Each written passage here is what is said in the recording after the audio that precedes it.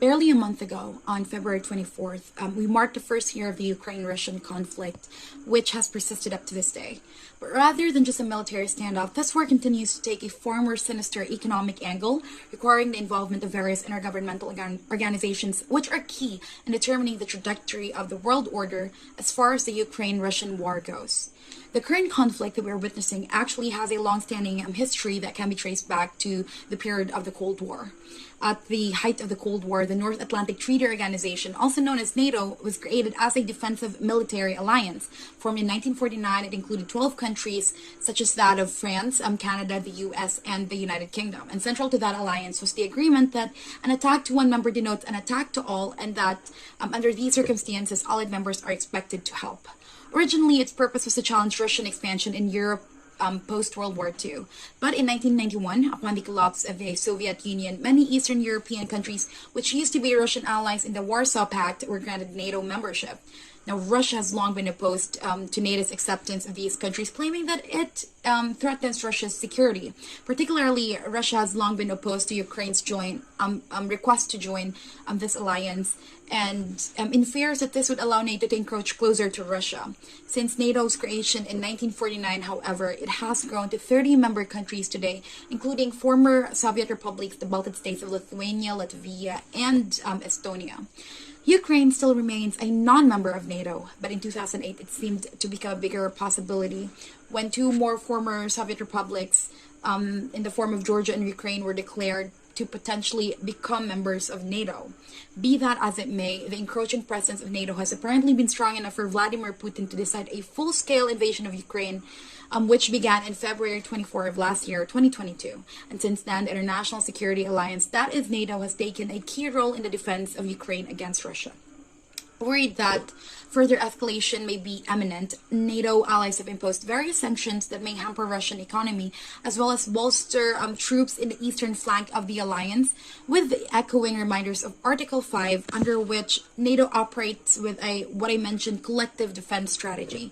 Furthermore, NATO has taken a role of coordinating Ukraine's requests for assistance and is taking part in the delivery of humanitarian and non-lethal aid from the supporting allies. On the military front, NATO members have been sending weapons, ammunition, and other types of military equipment and defense system in aid of Ukraine's right to self-defense against the illegal invasion of Russia, which is enshrined, by the way, in the United Nations Charter. Thus far, NATO has been able to provide billions worth of euros in military machineries to Ukraine. They've also taken the role of training Ukrainian military troops in how to properly use these equipment. Additionally, Ukraine is receiving billions of euros in financial aid from allies, and many allies are also hosting millions of Ukrainian refugees and giving them humanitarian relief. And also, allies have collaborated closely to support international initiatives aimed at facilitating grain exports from Ukraine and easing the world food crisis in their efforts to mitigate the effects of the war. A stronger package for help for Ukraine was agreed upon by allied leaders at the Madrid summit in June 2022, and the alliance is committed to helping Ukraine in the long run and supporting its post-war reconstruction and reforms. Amidst the assistance of NATO to Ukraine, it remains firm, however, in drawing the line between aiding Ukraine and sparing NATO members from an unnecessary escalation of war against Russia. NATO countries are not sending their troops in Ukraine, nor they're imposing a no-fly zone on Ukraine. And this line remains uncrossed so that lives are spared and the effects of the Ukraine-Russian conflict are mitigated and contained as much as possible. On the other hand, the European Union has also taken a clear stance with regards to the conflict, in alliance with Ukraine, condemning the illegal invasion of Russia. Believing that the war is encroaching on European soil, the EU reacted quite swiftly, adopting very severe sanctions against Russia and Kremlin-linked oligarchs offering extensive financial and humanitarian aid to Ukraine, as well as contributing to the financing of military equipment provided by member states for the first time ever. Many EU countries have also been open in welcoming the exodus of refugees that have fled from the war. Truly, the EU actually has taken unprecedented measures in order to deter Russia, strengthening itself as a key international power of the modern world. It even claims the belated birth of a geopolitical Europe, which, on the heels of Russia's security threats, actually united the EU into the goal of maintaining a robust and security-conscious Europe. And a manifestation of this can be best explained in the energy dimension, upon which EU leaders agreed to phase out EU dependence on Russian gas, oil, and coal imports, and reducing this dependence from energy on energy from an authoritarian power is a major step in the security alliance efforts of the EU, not to mention environmental aspect. And EU was determined to fast track the green energy transition, and they've invested more into renewable energies and effectively reducing its strategic vulnerabilities. Not only does that mitigate the effects of war in greater Europe and the world, but it also effectively hampers Russia by cutting off the EU's contribution in Putin's war machine. On the other hand, one interesting thing we're seeing since the Ukraine invasion last year is how different the kind of weapon of war is being used, quite far from what many initially had in mind. Bear with me. Russia's aggressive action was military in nature, and thus countermeasures were expected to be such as that involving tanks and missiles and rifles from the allies of Ukraine. But what we've seen in the past year was a massive global economic showdown showcasing the international banking and financial system utilized as a weapon of war. NATO allied countries, particularly the US and the UK, imposed heavy financial sanctions that were like the ones that I mentioned, and as punitive measures against Russia, these stood for. For example, President Joseph Biden of the United States had announced that Russian banks, high-ranking government officials, and billionaires will no longer have access to the U.S. financial system, resulting in the U.S. dollar, which is the de facto international currency, to be inaccessible for them. Due to the fact that Russian international trades mainly rely on the usage of US dollars for payment and settlement, this will have a negative impact on Russian import and export commerce, and actually it had. Meanwhile, Russian officials and oligarchs have had their assets and investments in the Western countries frozen, making it difficult to move or liquidate them. This reality actually showcases an imbalance in a dollar-based global financial system that has, been noted for quite a while.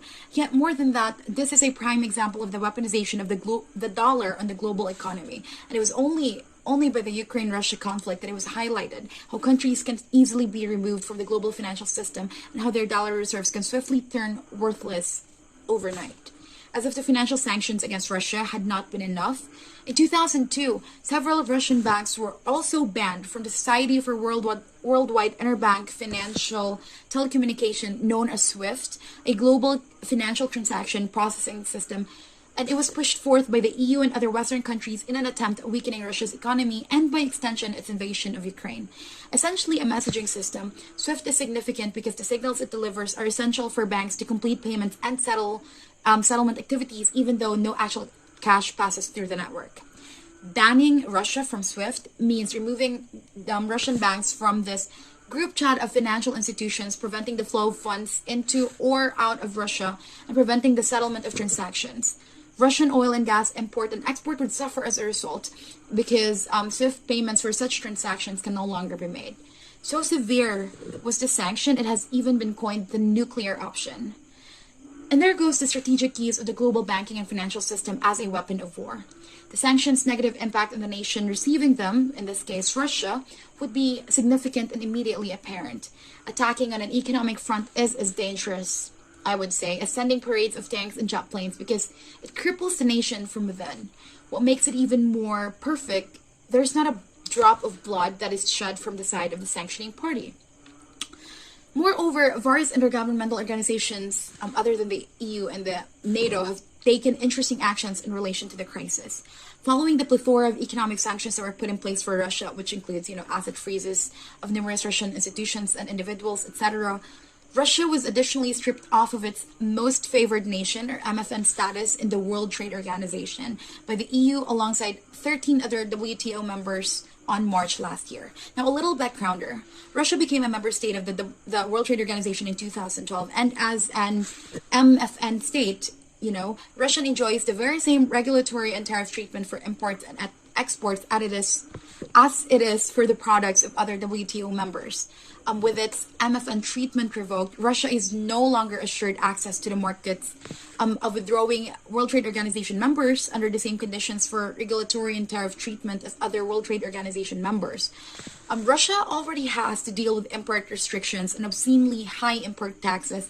Inflation may rise sharply in the nation as a result of other nations' expansion of export restrictions, and due to the EU's decision to revoke Russia's MFN, trade ties between the EU and Russia will see a less favorable treatment for the latter than other trading partners. By doing this, the EU effectively limits Russia's ability to gather resources for its armed forces. In response, Moscow is actually planning on quitting the World Trade Organization. The precipitous decline of the ruble, which went down 50% versus or against the dollar since the beginning of 2022, has brought Russia's economy to a standstill overnight. Moreover, the International Monetary Fund and the World Bank have actually taken a more aid forwarding role towards Ukraine since the conflict, since the COVID-19 pandemic, and after Russia's invasion of Ukraine. The International Monetary Fund has closely been working with Ukrainian authorities in terms of their emergency economic policies and financial gaps since the invasion. As early as March 2022, IMF released 1.4 billion US dollars in emergency funding, making the fund the first international institution to provide funding to Ukraine since the war broke out. Furthermore, Ukraine was the first IMF member to have benefited from the IMF's new food shock window, which allowed Ukraine to receive an additional $1.3 billion in emergency financing as of October 2022. In addition to that, the World Bank has thus far mobilized over $20.6 billion in emergency funding for the people of Ukraine as of February 24, 2023, a year since Russia launched an all-out invasion of Ukraine. With intergovernmental organizations such as that of the World Trade Organization, the International Monetary Fund, and the World Bank gearing towards helping Ukraine fight for its sovereignty against Russian forces, we're yet to see how far Russia's Putin is willing to go, but hopefully not too deep that even the rest of the world can recover. My name is Regine Galieta Cabahog, and thank you so much for listening to me.